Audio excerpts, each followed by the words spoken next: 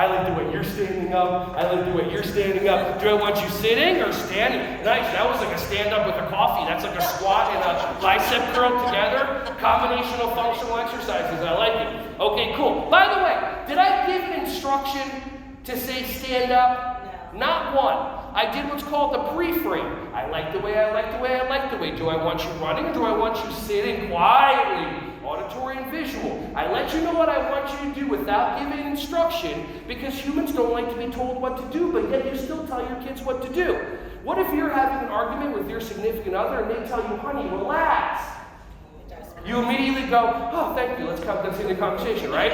Or you go, no, honey, breathe, you'll feel better. How do you do it? How does that work? Do you get calmer and breathe, or do you get more upset?